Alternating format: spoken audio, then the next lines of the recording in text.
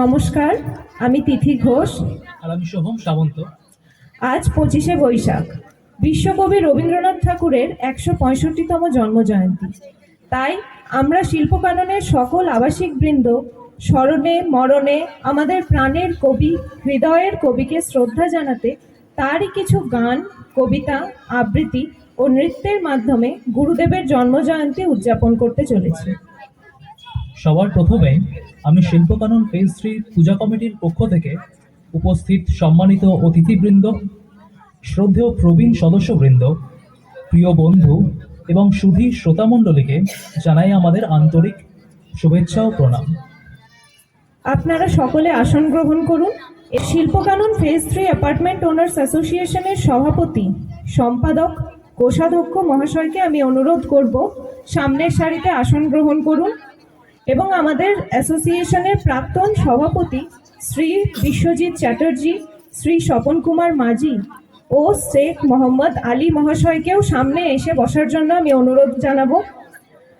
আমি পূজা কমিটির সভাপতি, সম্পাদক ও কোষাধ্যক্ষ মহাশয়দেরও সামনে এসে বসার জন্য অনুরোধ জানাবো।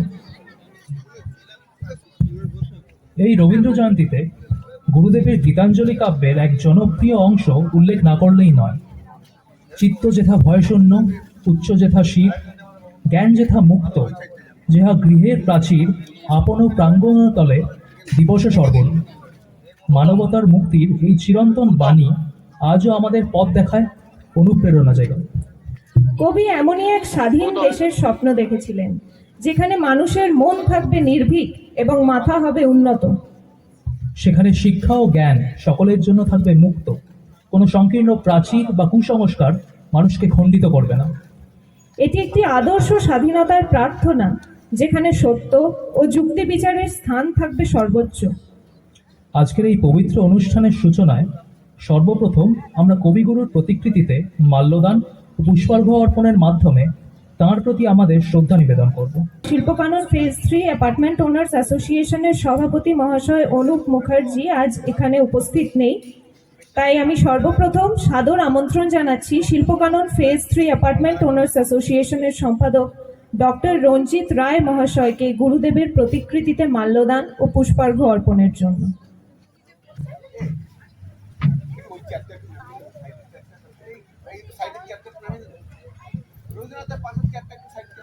এই শুভ সময়ে আমাদের মনে পড়া উচিত কবিগুরুর কথা, আমার সকল রসের ধারা তোমাতে আজ হোক না হারা।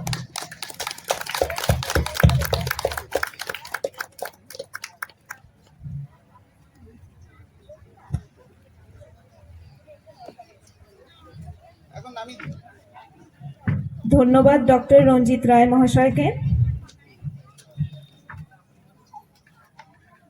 এবার আমি অনুরোধ করব আমাদের প্রাক্তন সভাপতি মহাশয় বিশ্বজিৎ চ্যাটার্জিকে মঞ্চে আসার জন্য এবং কবিগুরুকে মাল্যদান করার জন্য।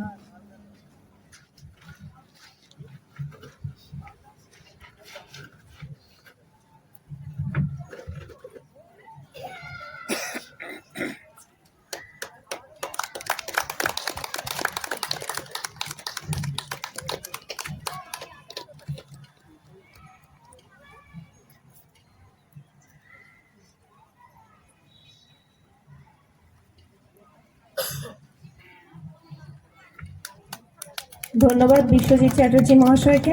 প্রাক্তন সভাপতি শেখ মোহাম্মদ আলী মহাশয়কে মঞ্চে আসার জন্য এবং মাল্যদান করার জন্য।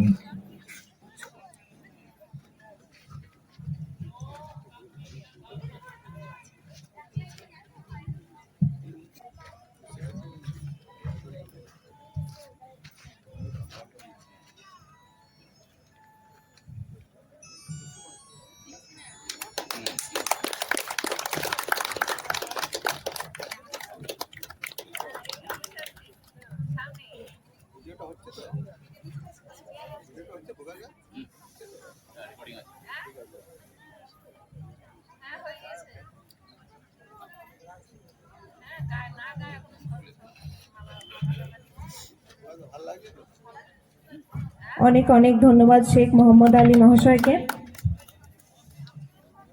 এবার আমি ডেকে নিচ্ছি আমাদের প্রাক্তন সভাপতি স্বপন কুমার মাঝি মহাশয়কে কবিগুরুর প্রতিকৃতিতে মাল্যদান করার জন্য। আচ্ছা, উনি এখন আমাদের মধ্যে অনুপস্থিত আছেন, তাই আমরা এগিয়ে যাব পরের স্তরে। এবার আমি আন্তরিক আমন্ত্রণ জানাচ্ছি শিল্পকানন ফেজ 3 পূজা কমিটির সভাপতি ডক্টর কল্যাণ কুমার মিস্ত্রি মহাশয়কে গুরুদেবের প্রতিকৃতিতে মাল্যদান ও পুষ্পার্ঘ্য অর্পণের জন্য।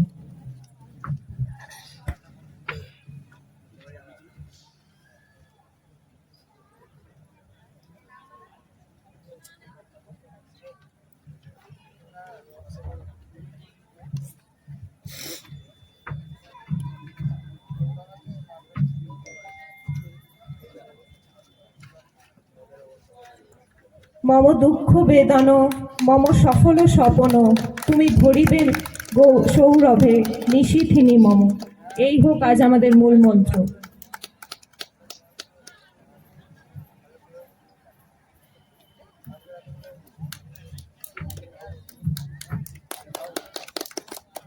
ধন্যবাদ ডক্টর কল্যাণ কুমার মিস্ত্রি মহাশয়কে।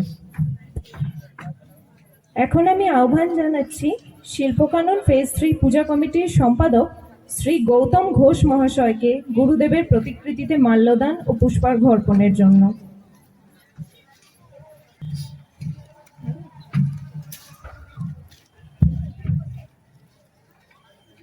কবিগুরুর বাণী, তোমার বাণী তোমার সুর আমার প্রাণে বাজায় নুপুর, এই মালাখানি তোমার গলায় দিই আমার আহরণে।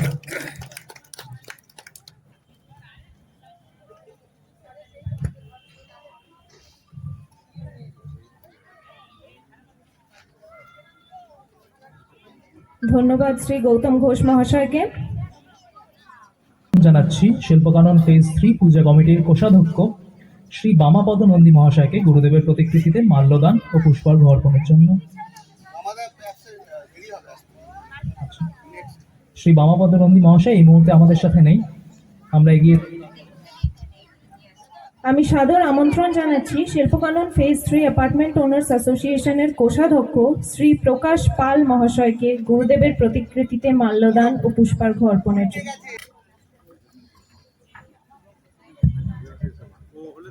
আগুনের পরশমণি ছোঁয়া প্রাণে এ জীবন পূর্ণ করো দহন দানে। এই প্রার্থনাই করি যেন বিশ্বকবির কথাগুলি আমরা অন্তরে ধারণ করতে পারি।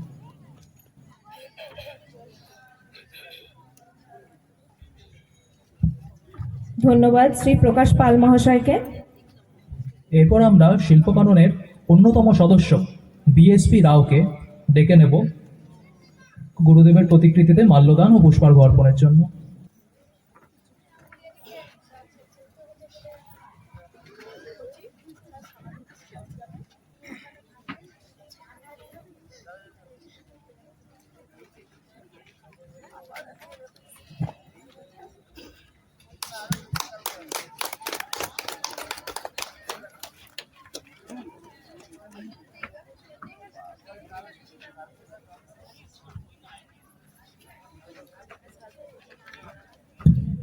ধন্যবাদ শ্রী বিএসপি রাও মহাশয়কে। কবিগুরু শুধু একজন কবি নন, তিনি ছিলেন এক অনন্ত চেতনার নাম। তার সৃষ্টি আমাদের জীবনের সুখ দুঃখ, প্রেম বিরহ, প্রকৃতি, বিজ্ঞান ও মানবতার এক অমূল্য দলিল। আমরা ভারতীয়রা তার জন্য বিশ্বের দরবারে গর্ব অনুভব করি। তাই তো তিনি বিশ্বকবি রবীন্দ্রনাথ ঠাকুর কবিগুরুর ভাষায় সুরের উপর ভাসিয়ে দিলেন এ জীবনের তরী। কবিগুরু বিশ্বাস করতেন সঙ্গীতই মানুষের হৃদয়ের ভাষা। তার গানের মাধ্যমে তিনি প্রেম, বিরহ, আনন্দ এবং দুঃখের মতো মানুষের জীবনের সূক্ষ্ম ও গভীর অনুভূতিগুলোকে প্রকাশ করতে চেয়েছেন। এবার আমরা শুনবো আজকের অনুষ্ঠানের উদ্বোধনী সঙ্গীত। আমি আমন্ত্রণ জানাচ্ছি শ্রদ্ধেয় প্রবীণ শিল্পী শ্রী রবীন দত্ত মহাশয়কে অনুষ্ঠানের উদ্বোধনী সঙ্গীত পরিবেশন করার জন্য।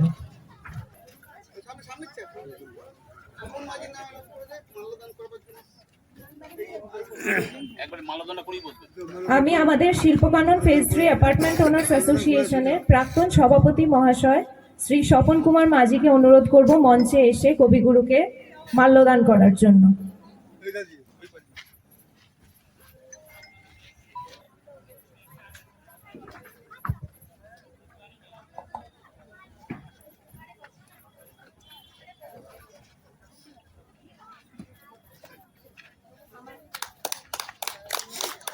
আমার এই পথ চাওয়াতেই আনন্দ, তোমার লাগি ফুল সাজানো, তোমার লাগি জাগা। ধন্যবাদ স্বপন কুমার মাঝি মহাশয়কে। আমার স্নেহধন্যার পি সোমা পাল, আমার ভাইজি তানপুরায় হারমোনিয়ামে সুর ধরবেন, ওই আমি এখানে গান করব, সবাই আনন্দে শুনবেন। সব থেকে বড় কথা হচ্ছে এই বয়সে যে আমি এখনো আপনাদের গান শোনাতে পারছি, এটা আমারই সব থেকে বড় সৌভাগ্য। মেয়েটাকে বলে কালো মেয়ে, কিন্তু কবিগুরু রবীন্দ্রনাথ ঠাকুর তাকে ডাকতেন কৃষ্ণকলি বলে, এবং তারই বর্ণনা দেওয়া হচ্ছে।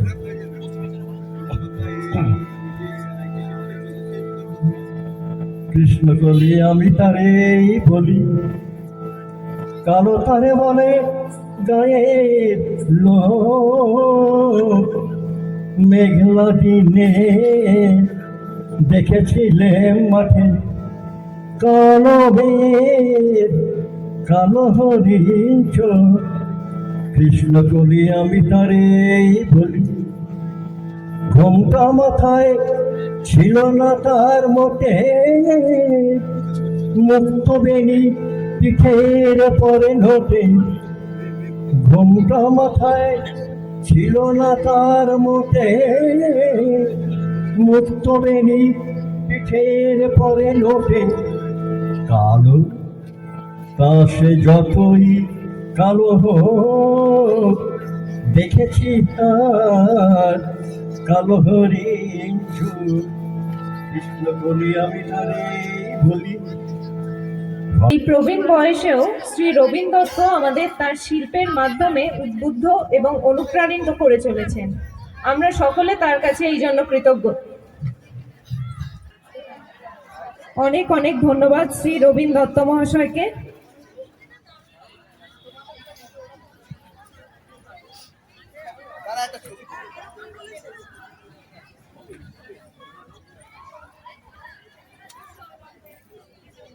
রবীন্দ্র নৃত্যনাট্যে সঙ্গীতের পরিবর্তে নৃত্যের মুদ্রা, অঙ্গভঙ্গি, গান এবং বাদ্যের মাধ্যমে একটি সুন্দর আখ্যান পরিবেশন করা হয়। রবীন্দ্রনাথ ঠাকুরের নৃত্য কেবল বিনোদন নয়, বরং কবিতা, গান, নৃত্য এবং নাটকের এক অপূর্ব সমন্বয়, যা বাংলা সংস্কৃতি এবং ভারতীয় শিল্পের এক অনন্য সম্পদ। এবার নৃত্য পরিবেশন করবে আমাদের ছোট্ট শিশু শিল্পী ঐশী সাহা। সকলকে অনুরোধ করব জোর হাততালি দিয়ে ছোট্ট শিশু শিল্পীকে উৎসাহ দেবেন।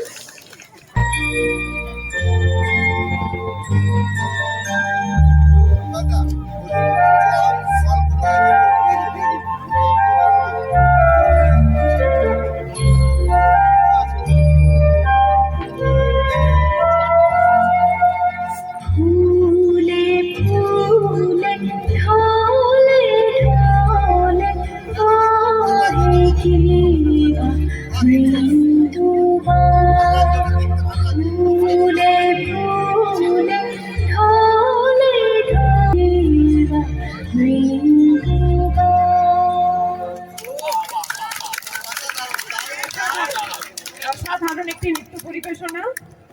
অনেক ধন্যবাদ। আবৃত্তির সৃষ্টিকর্ম আজও সবুজ, সতেজ ও চিরন্তন।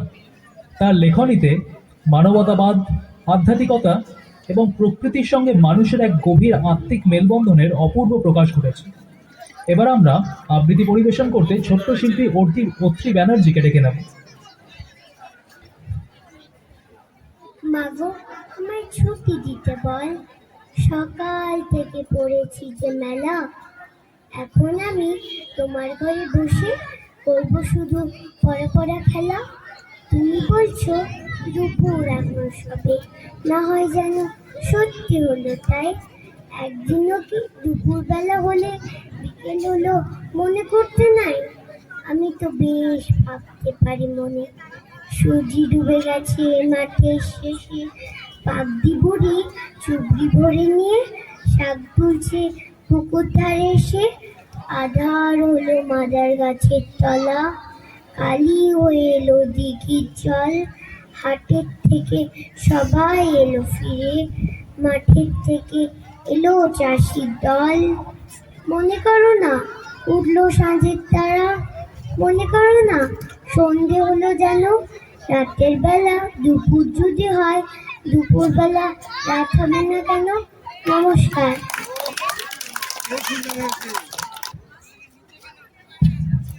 এবার আপনাদের সামনে একটি রবীন্দ্রসঙ্গীত গাইবে শিশু শিল্পী আদ্রিত দাস।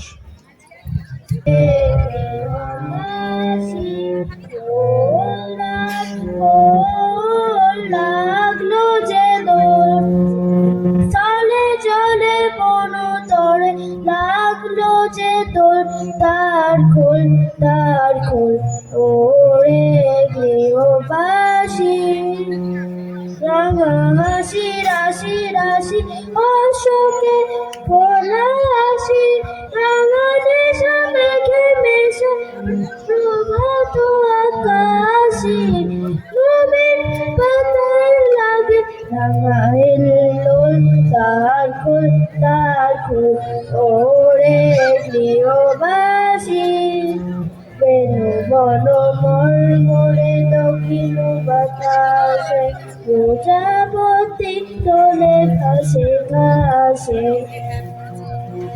মৌমাছি ফিরে যাচ্ছে ফুলের দক্ষিণা, পাখায় বাজাই তার ভিখারির বীণা। অনেক ধন্যবাদ।